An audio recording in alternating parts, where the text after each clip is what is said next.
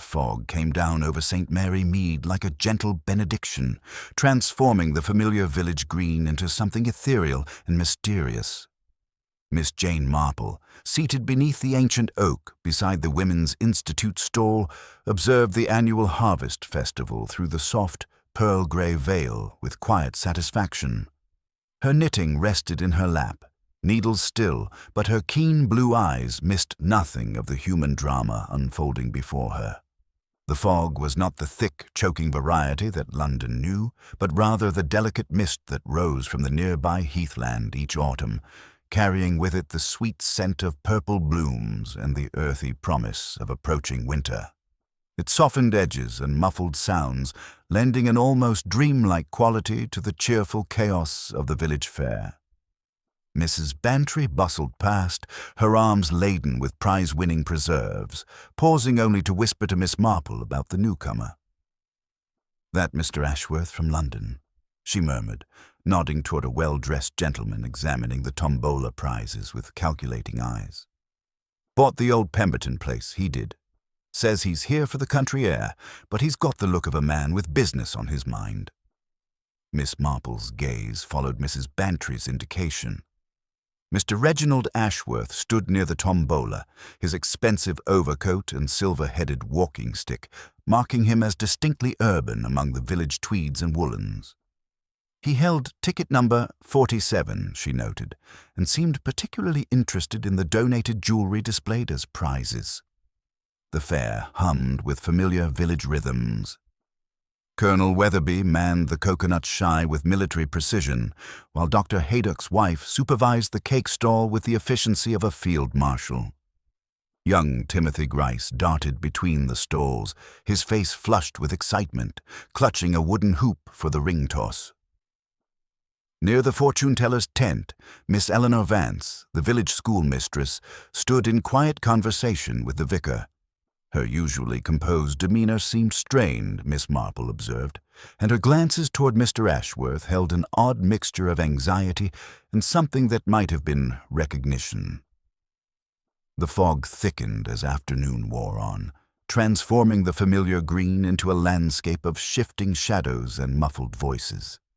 Children's laughter echoed strangely through the mist, and the brass band's cheerful melodies seemed to float disembodied through the gray.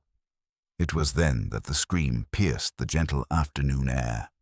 Sharp and terrified, it came from the direction of the old stone wall that bordered the heathland. The festive chatter died instantly, replaced by a moment of stunned silence, broken only by the continued, choked sobs of a woman in distress.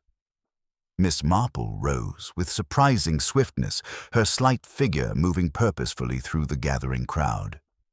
She reached the wall just as the first villagers broke through the heather fog's embrace to discover what lay beyond. Mr. Ashworth sprawled motionless beside the ancient stones, his walking stick fallen several feet away. His expensive overcoat was disheveled, and his pocket watch had stopped at precisely 11:47. Most significantly, his attaché case was nowhere to be seen. Miss Vance knelt beside the body, her face chalk white, her hands pressed to her mouth. She had been the one to scream, and now she stared at the dead man with an expression that mixed horror with something else entirely. Dr. Haydock pushed through the crowd, his medical bag in hand. After a brief examination, he looked up gravely. "He's been dead for some time," he announced. "Several hours, I should estimate." Miss Marple stood quietly at the edge of the gathering crowd, her observant eyes taking in every detail. She noted that Miss Vance's gloves were slightly damp, though the morning had been dry until the fog descended. She observed that Colonel Weatherby had arrived remarkably quickly for a man who claimed his war wounds slowed him down. Most interesting of all, she noticed a small piece of paper caught on a gorse bush near the body, a tombola ticket numbered 47. The peaceful village of St. Mary Mead had been touched by violence, and Miss Marple knew from long experience that when death came calling in such quiet places, it usually arrived wearing a familiar face. As Inspector Slack's motor car could be heard approaching through the fog, She began her own quiet investigation, filing away each small observation like pieces of a puzzle that would, in time, reveal the whole picture. The heather fog swirled around them all, keeping its secrets for now, but Miss Marple had learned that fog, like truth, always lifted eventually. Inspector Slack emerged from his motor car with the purposeful stride of a man who viewed village mysteries as personal affronts to proper order. The fog seemed to part reluctantly before him as he approached the scene, his heavy boots crushing the delicate heather blooms that had scattered across the ancient stone wall. Behind him, Constable Polk hurried to keep pace, notebook already in hand and pencil poised with the eager efficiency of youth. "Right then," Inspector Slack announced, his voice cutting through the hushed murmurs of the assembled villagers. "Let's have some proper organization here. Everyone step back, if you please. This is a crime scene now, not a village gathering." Miss Marple retreated with the others, but positioned herself where she could observe both the inspector's methods and the reactions of her fellow villagers. She noted how Mrs. Bantry clutched her preserves closer, as if the jars might provide protection against whatever darkness had touched their peaceful community. Colonel Weatherby straightened his shoulders in the automatic response of a military man to authority, while young Timothy Gryce pressed closer to his mother's skirts. Dr. Haydock stepped forward with professional composure. "Inspector, I've made a preliminary examination. The deceased suffered a severe blow to the head, consistent with a heavy, blunt instrument. Based on the degree of rigor mortis and the body temperature, I'd estimate death occurred approximately 3 hours ago, around 9:30 this morning." Inspector Slack consulted his pocket watch with a frown. 9:30. The fog didn't come down until well after 11. Someone could have seen something. His sharp gaze swept over the gathered faces. "Who found the body?" Miss Vance stepped forward with visible reluctance, her hands trembling slightly as she clasped them before her. "I did, Inspector. I was looking for Timothy. His mother mentioned he'd wandered toward the wall, and with the fog thickening, I thought I should find him before he became lost." "And what time was this, miss?" "Just after the scream at the tombola," she replied, her voice barely above a whisper. "Perhaps 20 minutes past 12? I followed the wall thinking Timothy might have been playing along it, and then she shuddered. "I nearly stepped on him." Miss Marple observed the schoolmistress with particular interest. Miss Vance's gloves, she noted, bore traces of moisture that seemed inconsistent with simply walking through fog. The dampness appeared concentrated on the palms and fingertips, as if she had been handling something wet or had steadied herself against damp stone. Inspector Slack turned his attention to the crowd. "Did anyone see Mr. Ashworth this morning, before the fair began?" Colonel Weatherby cleared his throat importantly. "I saw him around 9 o'clock, Inspector. He was walking toward the heath, carrying that leather attaché case of his. Seemed rather agitated, I thought. Kept looking over his shoulder as if he expected to be followed." "Followed by whom?" "Couldn't say, Inspector. The morning was clear then, before the fog. But he struck me as a man with something weighing on his mind." Mrs. Bantry, unable to contain herself any longer, stepped forward. "Inspector, he was asking the most peculiar questions yesterday at the post office, about the old Pemberton place and about families who used to live in the village years ago. He seemed particularly interested in anyone who might have left suddenly."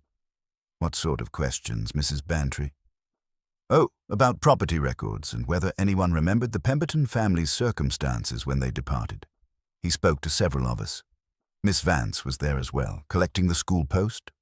All eyes turned to the schoolmistress, whose pallor seemed to deepen. "Yes, I happened to overhear some of his inquiries. I told him I knew very little about the Pemberton family history. They left before my time in the village." Inspector Slack made notes with mechanical precision. "And this attaché case the colonel mentioned, where might that be now?" The assembled villagers looked about, but the case was conspicuously absent from the scene. Miss Marple, found this particularly intriguing, as she distinctly remembered Mr. Ashworth guarding it carefully at the tombola, even moving it when young Timothy's hoop rolled too near. Robbery, most likely, Inspector Slack concluded with satisfaction. Someone knew he carried valuable papers, followed him to an isolated spot, struck him down, and made off with the case. "But, Inspector," piped up Timothy, his young voice cutting through the adult speculation, "I saw his stick this morning, lying all neat by the wall. It wasn't dropped like when someone falls. It was placed proper." Miss Marple's knitting needles clicked softly as she processed this observation. A walking stick placed deliberately suggested either that Mr. Ashworth had set it down himself, or that his attacker had taken care to arrange the scene. Either possibility raised questions about the nature of this supposed robbery. Dr. Haydock's wife, practical as always, gestured toward the thickening fog. "Inspector, perhaps we should move the body before the weather worsens. The entire village will be trampling through here once word spreads properly." As if summoned by her words, more figures began emerging from the mist. The baker, the postmistress, several farm workers, all drawn by the magnetic pull of tragedy. Inspector Slack surveyed the growing crowd with evident irritation. "Constable Polk, take names and addresses of everyone present. I'll want to speak with each of you individually." He turned to Dr. Haydock. "Doctor, if you'd arrange for the body to be moved to your surgery for proper examination." As the crowd began to disperse with reluctant murmurs, Miss Marple lingered, ostensibly adjusting her knitting bag while actually observing the final details of the scene. She noticed a small piece of paper caught on a gorse bush near where the body had lain. The tombola ticket numbered 47 that she had observed earlier. More significantly, she saw Timothy bend down and pick up something small and metallic from among the heather roots, glancing about quickly before slipping it into his pocket. The boy caught her eye and approached with the guilty expression of a child who knows he has done something questionable but isn't quite sure what. "Miss Marple," he whispered, producing a small brass key from his pocket. "I found this near where the gentleman was lying. Should I give it to the inspector?" Miss Marple examined the key with gentle interest. It was quite ordinary, except for a thin strip of paper threaded through it. On the paper, in a cramped but precise hand, someone had written, "A case." "How thoughtful of you to notice it, Timothy," she said quietly, slipping the key into her reticule. "Such careful observation will serve you well in life." As the fog continued to swirl around them and the official investigation began in earnest, Miss Marple reflected on the curious nature of crimes that occurred in small villages. They were rarely as straightforward as they appeared, and almost never committed by convenient strangers. In her experience, murder in places like St. Mary Mead usually grew from seeds planted long ago, nurtured by secrets, resentments, and the peculiar intensity of small community life. The heather fog might obscure the physical details of the crime, but it could not hide the complex web of human relationships that had led to this moment. As Inspector Slack began his methodical questioning and the villagers settled into their roles as witnesses and suspects, Miss Marple prepared to do what she did best: watch, listen, and understand the intricate patterns of human nature that would ultimately reveal the truth. The afternoon fog had begun its reluctant retreat from St. Mary Mead, leaving behind a village transformed by more than weather. Inspector Slack, with the efficiency of a man who preferred his mysteries solved quickly and his paperwork minimal, had commandeered the village hall for his investigation. The familiar space, which only hours before had housed prize vegetables and charitable donations, now bore the austere atmosphere of official inquiry. Miss Marple found herself among the first to be called, settling into the uncomfortable wooden chair that faced Inspector Slack's makeshift desk. Constable Polk stood at attention nearby, pencil poised over his notebook with the eager efficiency of youth meeting its first murder case. "Now then, Miss Marple," Inspector Slack began, his tone carrying the patronizing patience he reserved for elderly village ladies. "You were present at the fair from the beginning, I understand." Tell me about your observations of the deceased." Miss Marple's knitting needles clicked softly as she gathered her thoughts. "Mr. Ashworth arrived shortly after 10 o'clock, Inspector. He seemed particularly interested in the tombola prizes, examining them quite carefully. He held ticket number 47, if I recall correctly." She paused, noting how Pock's pencil scratched across the paper. "Later, I observed him in conversation with Miss Vance near the fortune-teller's tent. The exchange appeared somewhat intense." "Intense how?"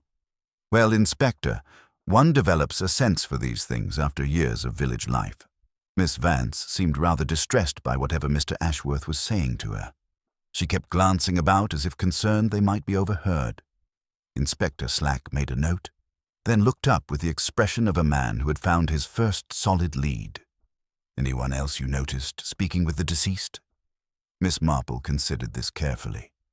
"I did observe him having what appeared to be a rather heated discussion with Mr. Arthur Gryce near the coconut shy. Mr. Gryce seemed quite agitated afterward." The inspector's eyebrows rose with satisfaction. Arthur Gryce, the village garage owner, was known for his quick temper and his ongoing disputes with various neighbors about property boundaries, a man with both motive and temperament for violence. As Miss Marple was dismissed, she noticed young Timothy Gryce and his mother being ushered in. The boy's testimony about the deliberately placed walking stick and his discovery of the brass key would, she suspected, prove more significant than Inspector Slack might initially realize. Outside the hall, the village had settled into that peculiar rhythm that follows tragedy in small communities.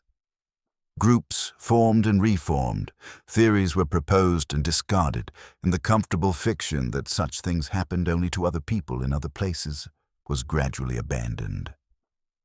Mrs. Bantry had positioned herself near the post office, holding court with anyone willing to listen. "Mark my words," she declared to a growing audience. "This all stems from his questions about the Pemberton family. A man doesn't buy a house and then start asking about the previous owner's secrets unless he knows something particular."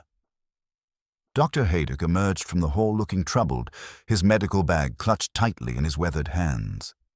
Miss Marple approached him with the gentle concern of an old friend. "Doctor, you look as though the afternoon has weighed heavily upon you." He glanced around, then drew her slightly aside. "Jane, I've completed my preliminary examination of Mr. Ashworth.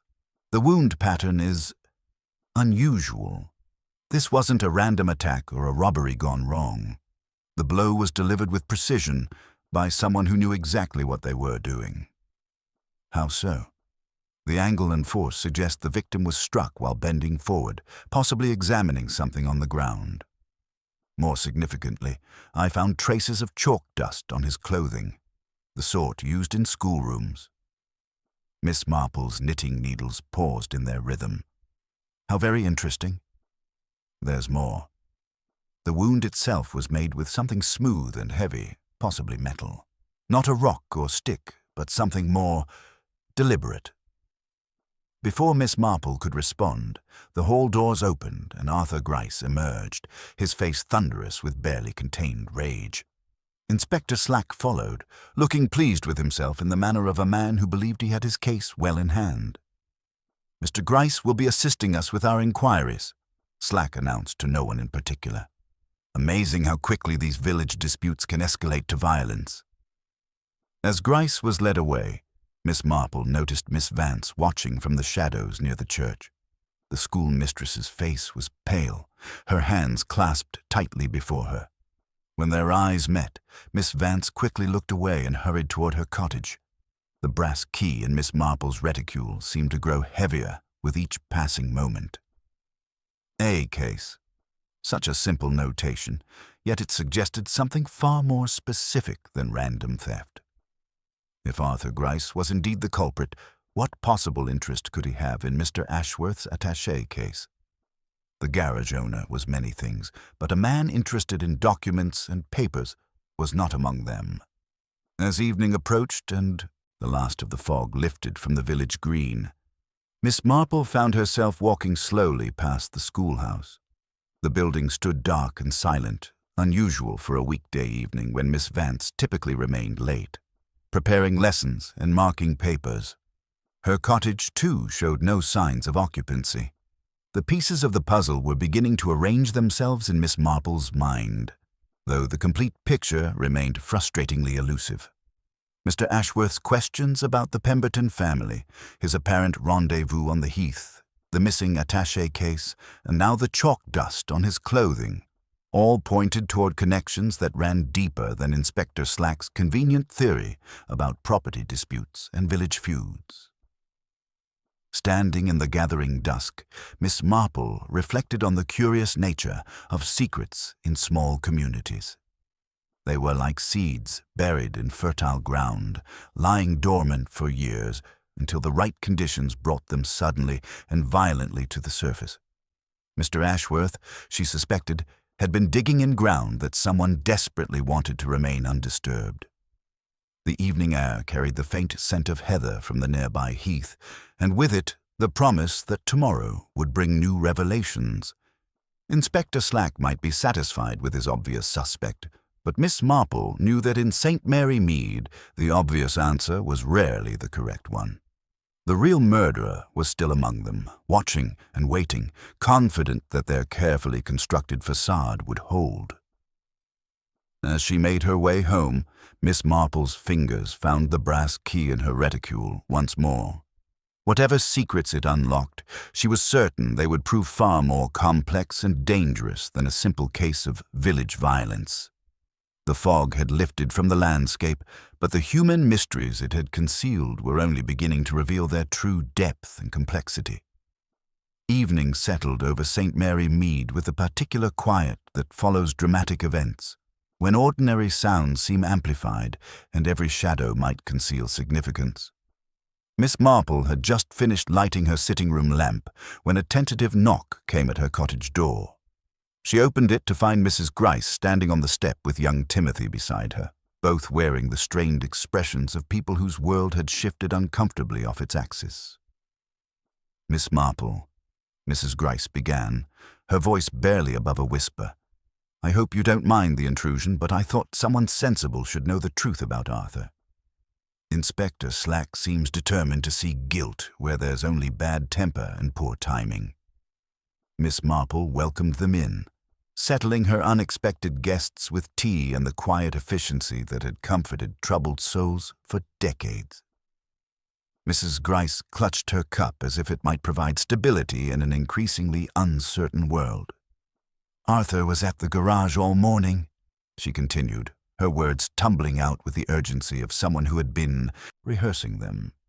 "Mr. Turner's delivery lorry wouldn't start, and Arthur took a battery over to Meadowbank Farm just after 9 o'clock. Young Alfie Kellett went with him to help with the heavy lifting. They were back at the garage well before 10, and Arthur never left again until the fair began." Timothy, emboldened by his mother's confession, leaned forward eagerly.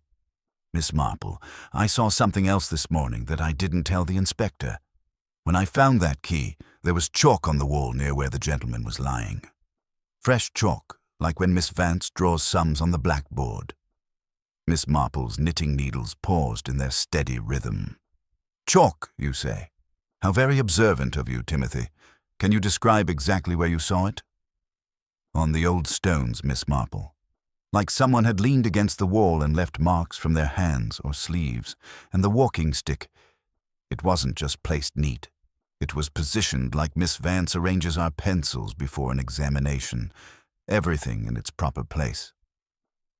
The implications of Timothy's observations settled over Miss Marple like pieces of a complex puzzle beginning to find their proper positions. Chalk dust on Mr. Ashworth's clothing, as Dr. Haydock had mentioned, and now chalk marks on the wall where the body was discovered. The deliberate placement of the walking stick suggested someone with a methodical mind, someone accustomed to order and precision. After the Gryces departed, Miss Marple found herself drawn to her cottage window that overlooked the path leading toward the schoolhouse. The building stood dark against the evening sky, unusually so for a weekday when Miss Vance typically remained late preparing lessons. Her cottage, too, showed no signs of occupancy, though a faint light had flickered briefly in one window before being quickly extinguished. The brass key in her reticule seemed to pulse with significance as Miss Marple considered the day's revelations. The notation, "a case," had initially suggested Mr. Ashworth's missing attaché case, but now she wondered if the meaning might be more specific, more personal.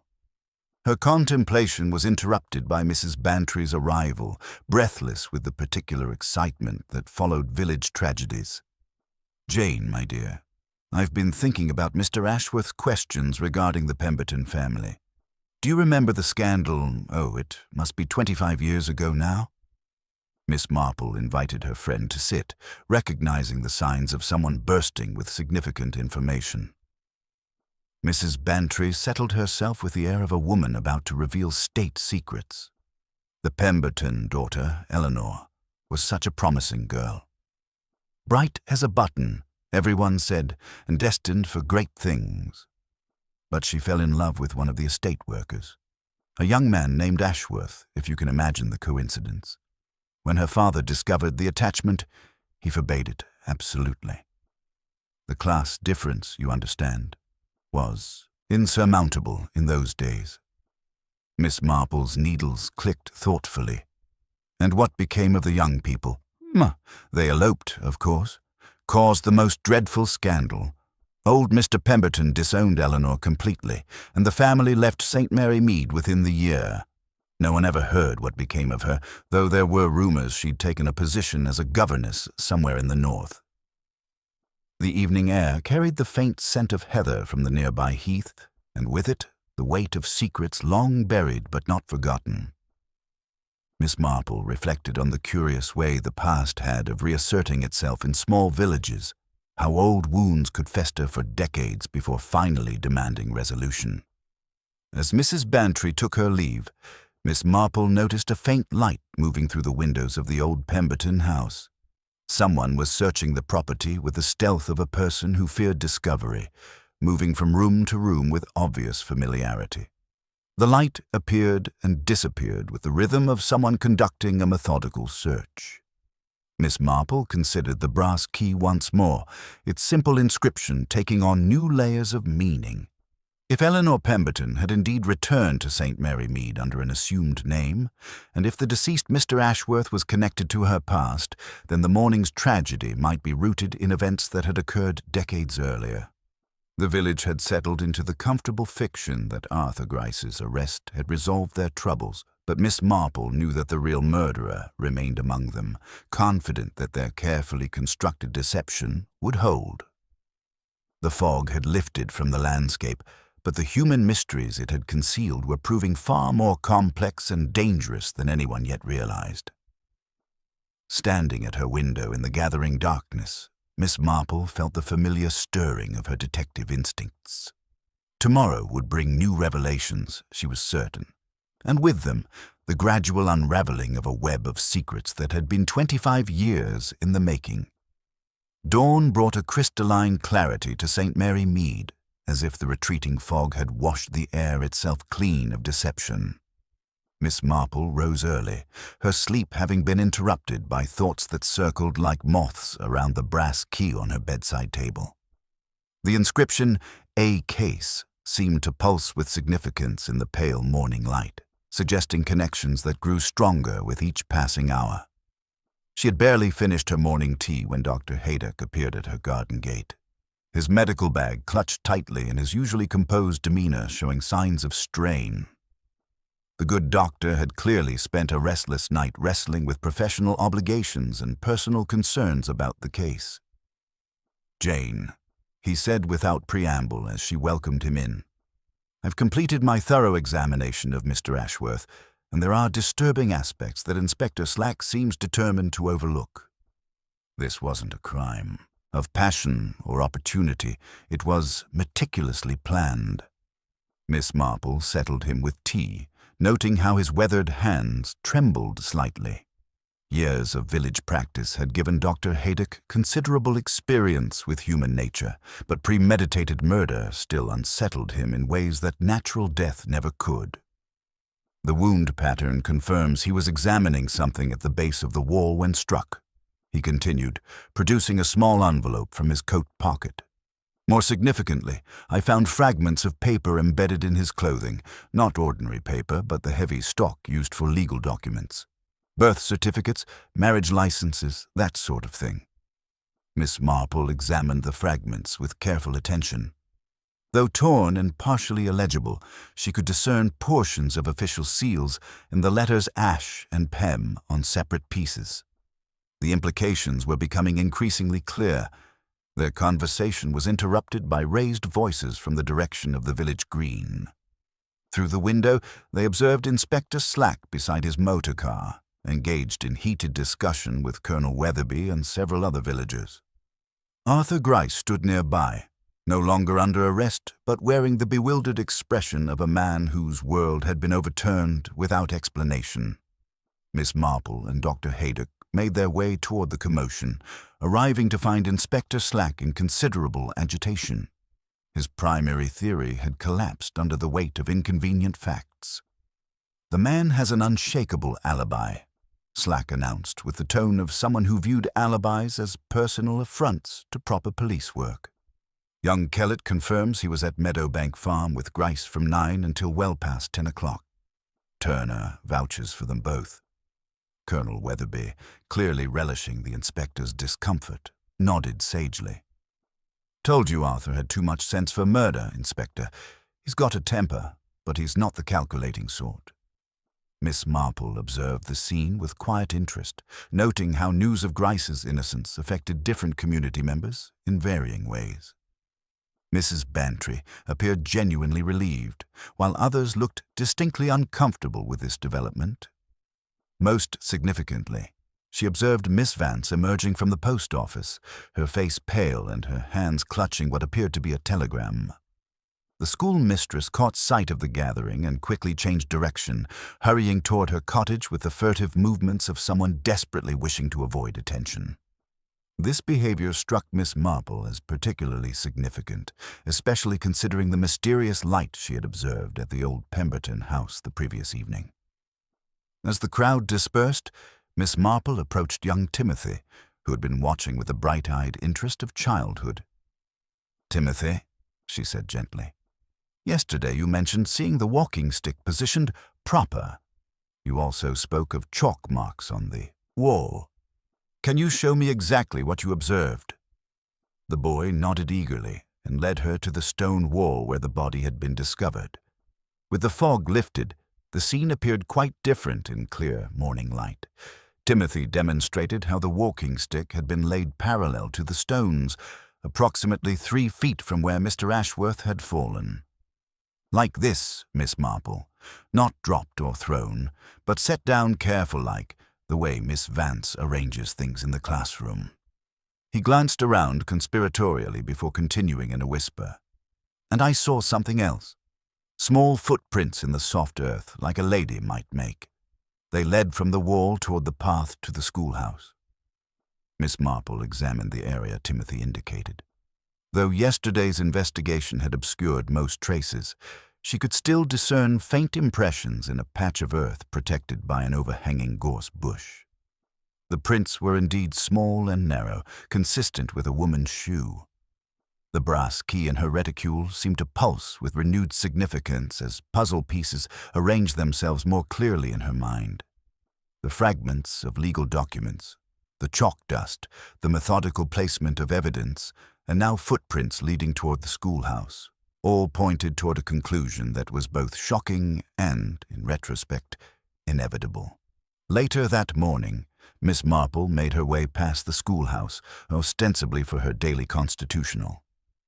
The building stood unusually quiet for a weekday, and she noticed the gate stood slightly ajar, a small detail that spoke volumes in an otherwise meticulously maintained property.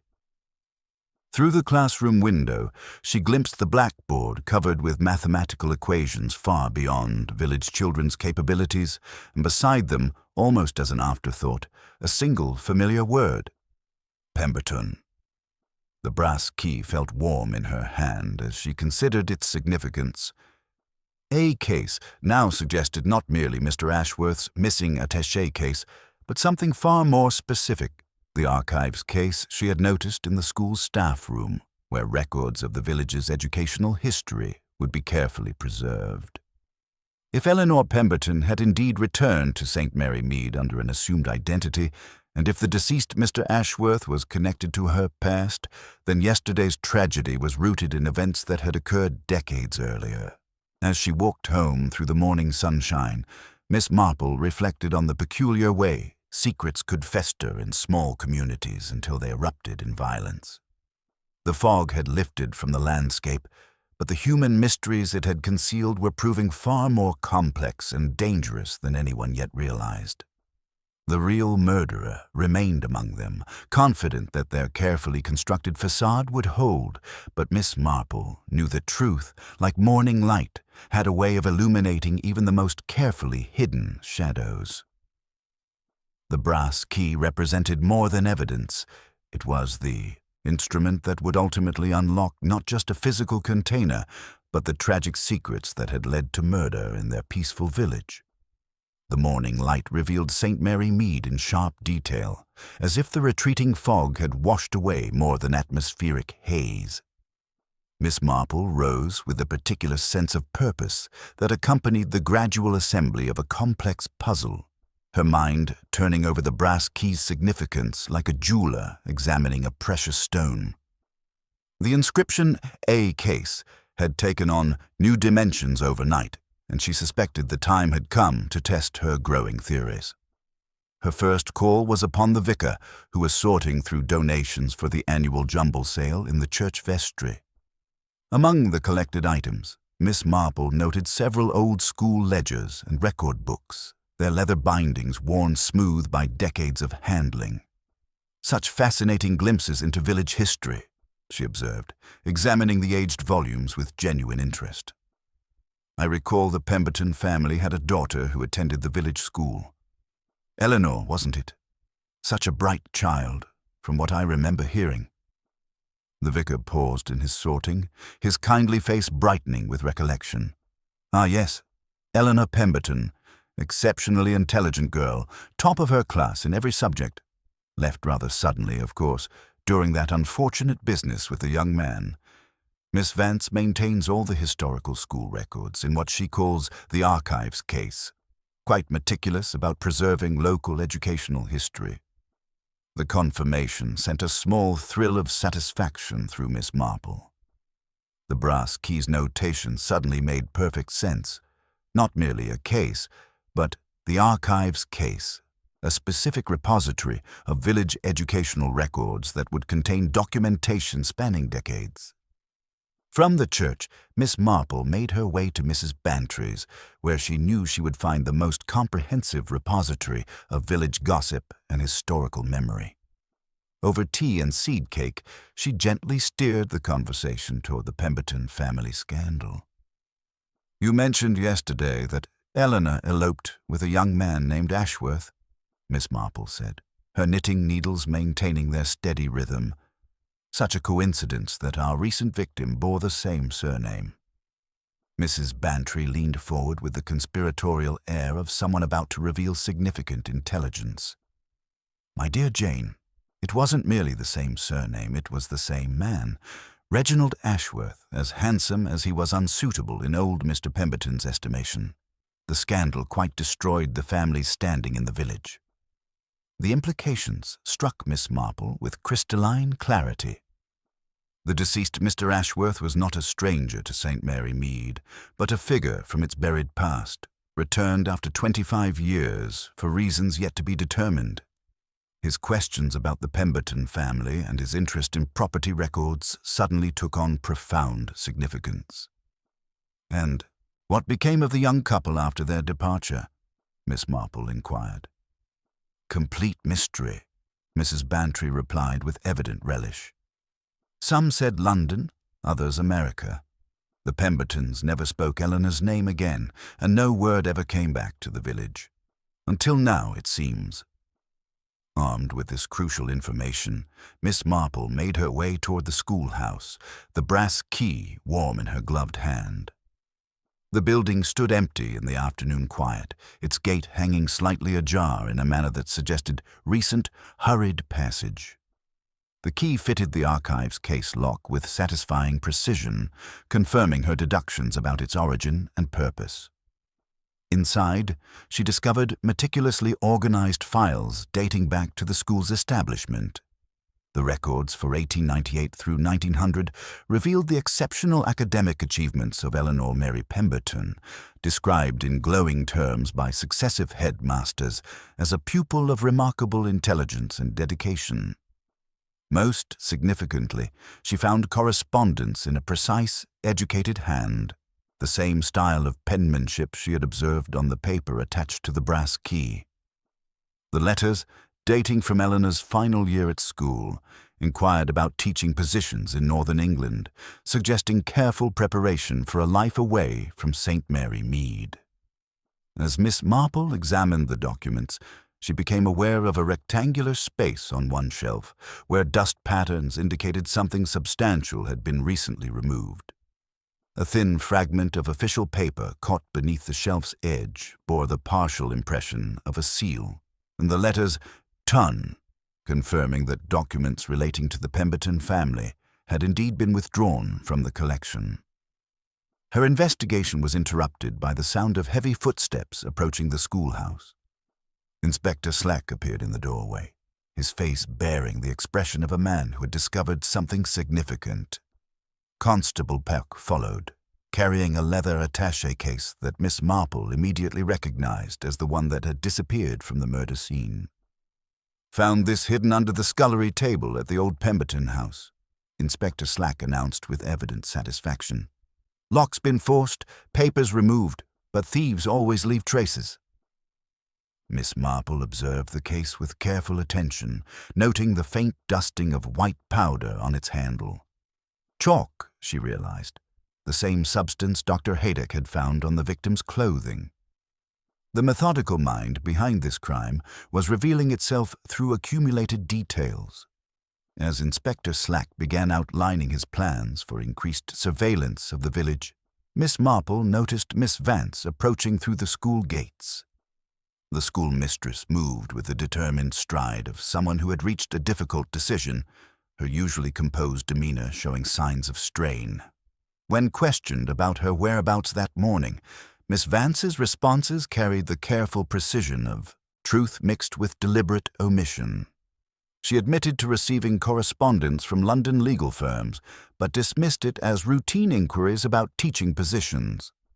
Her explanation for the missing documents from the archives case, reorganization of old parish letters, rang hollow against the evidence of the forced attaché case lock.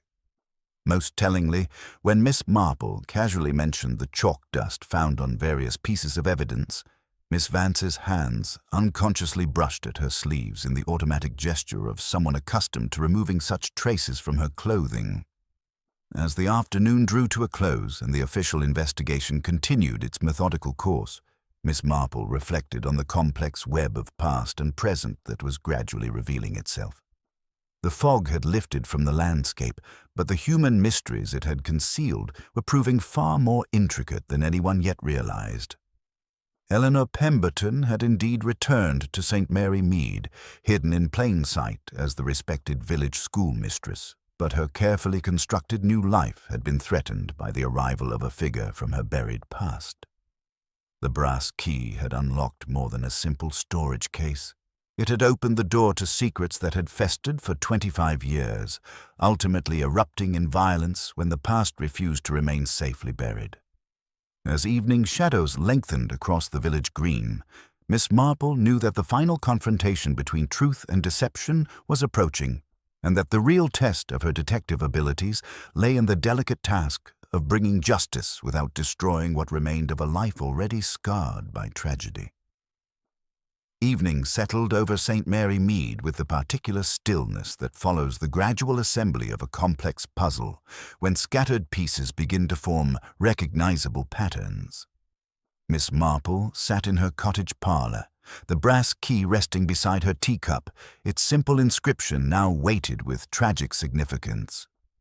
Through her window, she observed the village maintaining its familiar rhythms, though beneath the surface, normalcy, lay the tension of a community grappling with secrets that challenged everything they thought they knew. Her contemplation was interrupted by the arrival of the early morning train, which brought an unexpected visitor to the Blue Boar. Word travelled swiftly through the village, as it always did, that a gentleman from London had taken rooms at the inn. By 9 o'clock, Miss Marple found herself positioned at the post office, ostensibly collecting parish correspondence, when she observed Inspector Slack's hurried departure toward the Blue Boar. The newcomer proved to be Mr. James Breen, a solicitor of impeccable credentials and discretionary manner. Miss Marple, happening to require tea and scones for the church committee, found herself seated at an adjacent table in the inn's parlour when Mr. Breen presented his credentials to Inspector Slack. "I carry sealed instructions from my late client, Mr. Reginald Ashworth," Mr. Breen explained, his tone carrying the careful precision of legal training. "The documents are addressed to one E.V., believed to be resident in this village. I received a telegram 3 days ago requesting my immediate attendance, presumably sent before the unfortunate events occurred." Inspector Slack's eyebrows rose with evident satisfaction. "Miss Eleanor Vance, our schoolmistress. This confirms our suspicions about the connection between the deceased and certain village residents."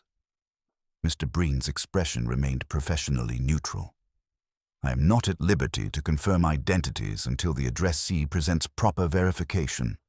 I will say only that my client believed matters of property and legitimacy required resolution, and that some form of reconciliation was contemplated." The words settled over Miss Marple with the weight of profound implications. Reconciliation suggested past wrongs requiring amends, while legitimacy hinted at questions of identity or inheritance that had remained unresolved for decades.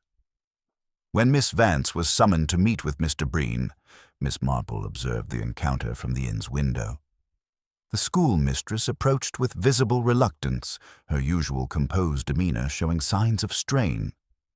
She refused to enter the inn, conducting the entire conversation on the threshold with the rigid posture of someone steeling themselves against unwelcome revelations. As Mr. Breen spoke in low, measured tones, Miss Vance's face grew progressively paler until she seemed almost translucent in the morning light. When the solicitor extended an envelope bearing official seals, she stepped back as if the documents might physically harm her. Her response was brief and firm, delivered with the precise diction of a woman accustomed to maintaining authority in difficult circumstances. Without accepting the envelope, she turned and walked away with measured steps across the village green. Before Inspector Slack could pursue this development, Constable Polk arrived with news that shifted the investigation's focus once again. During his morning rounds, he had discovered evidence of attempted arson at the schoolhouse. The fire had been small and self-extinguishing, but it had left clear signs of deliberate intent. Scorch marks on the floor, the smell of paraffin in the air, and obvious tampering with the archives case. In the staff room, the damage proved exactly as Polk described. Miss Marple examined the scene with careful attention, noting the half-melted candle stub and the greasy shimmer along the lock plate of the archives case. When she touched it gently with a gloved finger, she discovered a translucent smear. "Soap," she observed mildly to Inspector Slack. "It assists certain keys to turn more quietly. One notices such household expedients when one's hearing is not what it was." Near the fireplace, partially hidden beneath accumulated debris, lay a corner of charred envelope bearing the faint embossed crown of official correspondence. Beneath it, the ghost letters P and E were still visible, suggesting documents of considerable official importance had been deliberately destroyed. When Miss Vance arrived under escort to examine the damage, Miss Marple observed how her eyes flickered involuntarily toward the charred envelope fragment before she could control the reaction. Her explanation for the incident, careless children with candles, rang hollow against the evidence of systematic destruction. The afternoon brought another crucial revelation when Colonel Weatherby presented himself at Miss Marple's garden gate, his military bearing showing signs of internal struggle between duty and discretion. "Damnably unpleasant business, Miss Marple," he said, his usual bluff manner subdued by obvious discomfort. "I ought to have told Slack sooner, but one hesitates to involve a lady in such matters. I saw Ashworth on the heath yesterday morning at 9:15. He was not alone." Miss Marple looked up with gentle encouragement, recognizing the signs of a man wrestling with his conscience. "A woman in a grey coat and small hat," the colonel continued reluctantly. "Couldn't see her face clearly, but the bearing, very straight spine, put me in mind of our schoolmistress. They were by the wall where he was later found. I heard her voice, quite distinct. 'I cannot have you here.' Very firm, very final. Then I moved on, thinking it no affair of mine. This testimony provided the crucial link between Miss Vance and the victim at the approximate time of death. Combined with the physical evidence of chalk dust and the attempted destruction of documents, it painted a picture of desperation and careful planning that went far beyond Inspector Slack's theories about property disputes or random violence. As evening approached and the official investigation continued its methodical course, Miss Marple reflected on the complex web of past and present that was gradually revealing itself. The fog had lifted from the landscape, but the human mysteries it had concealed were proving more intricate than anyone yet realized. Eleanor Pemberton had indeed returned to St. Mary Mead, hidden in plain sight as the respected village schoolmistress, but her carefully constructed new life had been threatened by the return of a figure from her buried past. The brass key had unlocked more than a simple storage case. It had opened the door to secrets that had festered for 25 years, ultimately erupting in violence when the past refused to remain safely buried. As shadows lengthened across the village green, Miss Marple knew that the final confrontation between truth and deception was approaching, and that her greatest challenge lay in bringing justice without destroying what remained of a life already scarred by tragedy. The time had come, she realized, to arrange a meeting that would test her theories against the complex reality of human nature under extreme pressure. The morning brought an unusual stillness to St. Mary Mead, as if the village itself awaited resolution. Miss Marple rose with the particular clarity that comes when scattered evidence finally arranges itself into an undeniable pattern. The brass key lay beside her morning tea, its simple inscription now weighted with tragic significance, and she knew the time had come to test her theories against human nature under extreme pressure. Her first task involved careful preparation. She composed a note to Miss Vance, requesting her presence for afternoon tea to discuss the Women's Institute's upcoming charitable endeavors. The invitation carried the innocent courtesy of village social life, but its timing and formality would not be lost on someone of Miss Vance's intelligence. By 3 o'clock, Miss Marple had arranged her sitting room with particular attention to detail.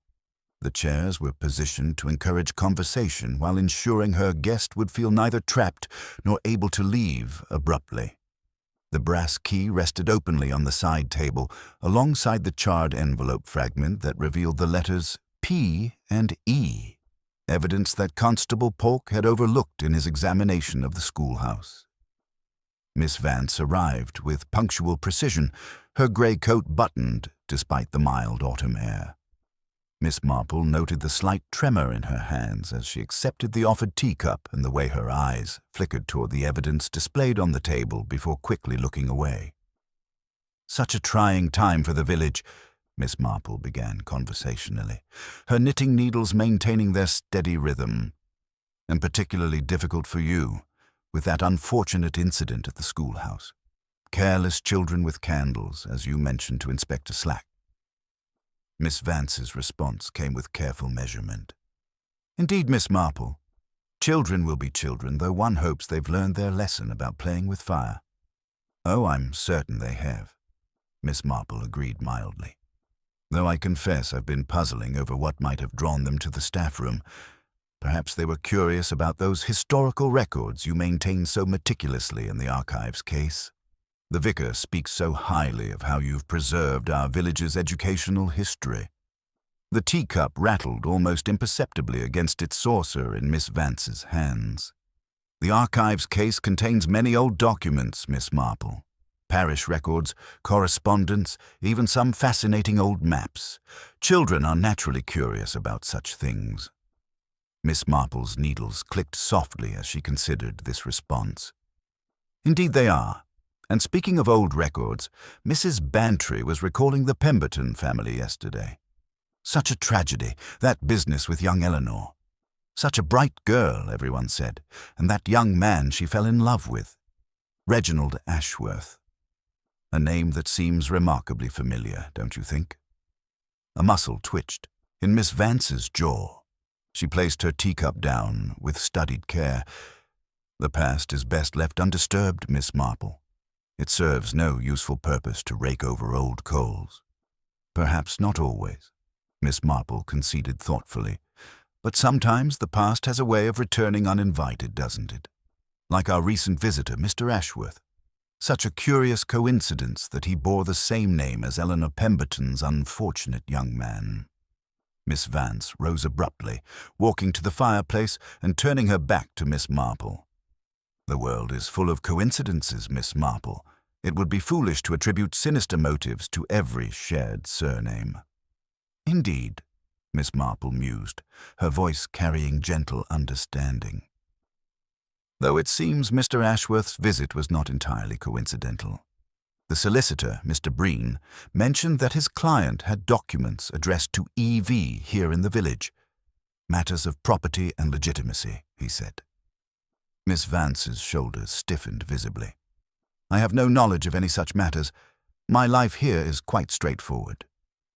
Straightforward, Miss Marple repeated softly. Yet Colonel Weatherby mentioned seeing Mr. Ashworth on the heath that morning around 9:30. He distinctly recalled a woman with him. A woman in a grey coat who said, quite clearly, I cannot have you here. Such definite words, wouldn't you say? Miss Vance spun around, her carefully maintained composure beginning to crack. Colonel Weatherby is an old man. His eyesight fails him. His memory plays tricks. He sees phantoms where there are only shadows. Perhaps, Miss Marple agreed, her tone remaining mild despite the growing tension. But his recollection of those particular words was remarkably precise. And then, shortly afterward, Mr. Ashworth was found dead. His attaché case missing, along with all those important documents Mr. Breen was meant to deliver. Miss Vance's breathing grew shallow, her hands clutching the mantelpiece edge. This is preposterous, Miss Marple. You're weaving fantasies from village gossip and an old soldier's confused memories. I am a respected schoolmistress. I've dedicated my life to the children of St. Mary Mead. And a very dedicated one you are, Miss Marple acknowledged warmly. So dedicated that you ensure every pencil is in its proper place, every lesson carefully planned, every record meticulously filed. One might say you have a very precise mind, Miss Vance. The kind of mind that would methodically arrange a walking stick beside a wall rather than let it fall naturally. The kind of mind that would use something smooth and heavy, perhaps a brass ruler, and then carefully clean it afterward, leaving only traces of chalk dust on the victim's clothing. The words hung in the air like accusations made tangible. Miss Vance swayed slightly, reaching for a chair to steady herself, her face growing ashen. And then there's this, Miss Marple continued gently, gesturing toward the brass key. Found by young Timothy near the body, with a case written on attached paper. Not a case of valuables, but the archives case, your carefully guarded repository of village history, including records that might reveal uncomfortable truths about the past. Miss Vance sank into the chair, her composure finally cracking under the weight of accumulated evidence. The carefully maintained facade of the village schoolmistress began to crumble, revealing the frightened woman beneath. "How long have you known?" she whispered, her voice barely audible. Miss Marple set down her knitting and regarded her guest with profound compassion. I began to suspect when Timothy mentioned the methodical arrangement of evidence. The confirmation came when I examined your handwriting in the archives case. But I think I truly understood when I realized that Eleanor Pemberton, brilliant, precise, methodical Eleanor, had never really disappeared. She had simply become someone else. The afternoon light slanted through the cottage windows, illuminating the two women locked in this moment of truth. Miss Vance sat motionless, 25 years of careful deception finally exposed by the gentle persistence of a village lady who understood that secrets, like fog, eventually lift to reveal what lies beneath. The silence that followed Miss Marple's gentle revelation stretched between them like a chasm that 25 years of careful deception could no longer bridge. Miss Vance, Eleanor Pemberton as she truly was, sat motionless in the afternoon light, her hands gripping the chair arms with such force that her knuckles had turned white. When she finally spoke, her voice carried the weight of decades spent living a lie. "You cannot possibly understand the desperation," she whispered, her carefully maintained composure crumbling like ancient parchment exposed to flame. "The complete destruction of everything I had ever known, everything I had worked so hard to build." Miss Marple's knitting needles remained perfectly still, her entire attention focused on the broken woman before her. In her long experience with human nature, she had witnessed many confessions, but few carried such profound tragedy. "When father disowned me for eloping with Reginald," Eleanor continued, her voice growing stronger as the burden of secrecy began to lift, "I thought love would be enough to sustain us. We went north to Yorkshire, where Reginald found work in a textile mill. For a brief time, we were genuinely happy despite our reduced circumstances." Miss Marple listened with the patience of someone who understood that truth, once it begins to emerge, must be allowed to flow at its own pace. The afternoon light slanted through her cottage windows, illuminating the two women locked in this moment of revelation. "But Reginald was never suited to honest labor." Eleanor's voice took on a bitter edge. "Within 2 years, he had gambled away most of our savings and fallen into debt with dangerous men. One morning I woke to find him gone, vanished without explanation, leaving me alone and penniless." The tragedy of Eleanor's situation struck Miss Marple with profound clarity. A woman abandoned in Victorian England, with no family to turn to and no means of support, faced choices that society had made deliberately limited and harsh. "I took the name Vance from a teacher who had died of consumption," Eleanor explained, her confession gaining momentum. Her credentials were impeccable, and no one questioned a quiet widow seeking a position in a country village. St. Mary Mead seemed safe, far enough from Yorkshire that no one would recognize Eleanor Pemberton in the respectable Miss Vance. "And you built a new life here," Miss Marple observed gently, "dedicating yourself to the children's education, earning the village's respect through years of faithful service." Eleanor's face softened momentarily before hardening again with remembered pain. 25 years, Miss Marple. 25 years of careful, methodical construction of a respectable identity. And then, 3 days ago, he returned. The words hung in the air like an accusation. Miss Marple waited, understanding that the most crucial part of the confession was yet to come. "He had made his fortune in America," Eleanor continued, her voice thick with barely controlled rage.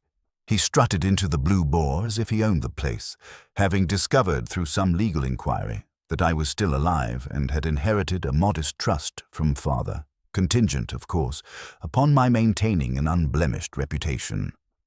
Miss Marple began to see the terrible arithmetic that had driven Eleanor to violence. A blackmailer armed with proof of identity, threatening to destroy everything she had spent decades building. "He demanded money," Eleanor's voice cracked with the memory. "A substantial sum, with the promise of more demands to follow.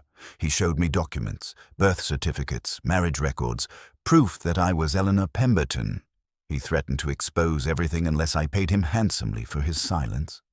And you arranged to meet him on the heath yesterday morning, Miss Marple prompted, her tone carrying no judgment, only the gentle persistence of someone seeking truth. I begged him to leave, Eleanor whispered, tears beginning to flow freely. I offered him what little I had saved, anything to make him go away. But he laughed at me, Miss Marple. He said I was still the naive girl he remembered, but that he was now a man who knew how to get what he wanted. Miss Marple could envision the scene with terrible clarity. The desperate woman, the triumphant blackmailer, the fog beginning to roll in from the heathland as past and present collided with devastating force. He bent down to retrieve something from his attaché case. Eleanor continued, her voice barely audible. Another document, I think, to torment me with. He was taunting me, showing me how completely he could destroy my life. I saw my brass ruler lying on the wall where I had placed my satchel, and I picked it up. The confession of the actual murder came with the terrible simplicity of truth. Miss Marple could see how it had happened. The precise blow delivered by someone who understood exactly where to strike. The methodical arrangement of the scene afterward, the desperate attempt to conceal evidence. The walking stick, Miss Marple observed quietly. You placed it carefully, parallel to the stones. Even in your panic, your orderly mind asserted itself. Eleanor nodded miserably. I took his attaché case. It contained all the evidence that could expose me. I hid it at the old Pemberton house, thinking I could destroy the documents later. But when I tried to burn them, I couldn't bring myself to complete the destruction. They were, after all, proof of who I really was. Miss Marple reflected on the tragic ironies inherent in Eleanor's situation. The very documents that threatened to destroy her new life were also the only remaining connections to her true identity, a past she could neither fully embrace nor completely abandon. The chalk dust on his clothing came from your hands, Miss Marple continued, systematically addressing each piece of evidence. And later, when you attempted to burn selected documents from the archives case, you left traces that pointed directly to your involvement. I was terrified, Eleanor admitted, her shoulders shaking with suppressed sobs. I had killed a man, Miss Marple. However justified I felt in that moment, I had taken a life. The guilt was overwhelming, but the fear of exposure was even worse.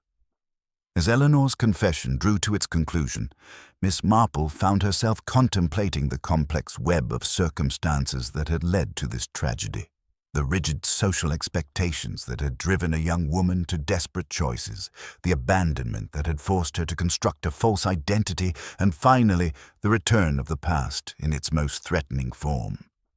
Yet something about the complete picture still troubled her. Eleanor's confession explained the physical evidence admirably, but Miss Marple's long experience with human nature suggested that even the most desperate people rarely acted with such calculated precision under extreme emotional stress. The methodical placement of the walking stick, the careful removal of the attaché case, the systematic attempt to destroy evidence all spoke of a mind working with remarkable clarity in what should have been a moment of panic. As the afternoon shadows lengthened and Eleanor's tears gradually subsided, Miss Marple made a decision. The truth, as Eleanor had presented it, was certainly plausible and supported by evidence. But in her experience, the most obvious explanation in a village murder was rarely the complete one.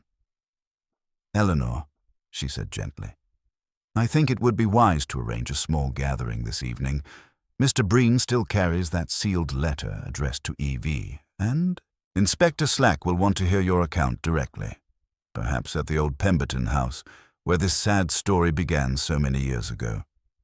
Eleanor looked up with surprise and something that might have been relief. You're not going to summon Inspector Slack immediately?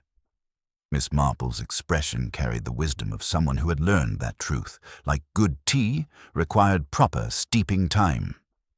Justice, my dear, is best served when all the facts are properly arranged. This evening, I believe, we shall finally see the complete picture. As Eleanor departed with the uncertain steps of someone whose carefully constructed world had finally collapsed, Miss Marple remained at her window, watching the familiar patterns of village life continue their eternal rhythm. The heather fog had lifted completely, revealing the landscape in sharp detail, but she suspected that the human mysteries it had concealed were not yet fully illuminated.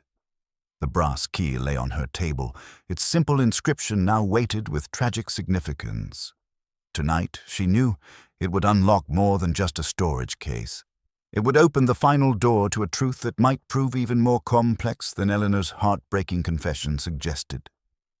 The old Pemberton house stood silent in the gathering dusk, its empty rooms filled with the weight of secrets about to be revealed.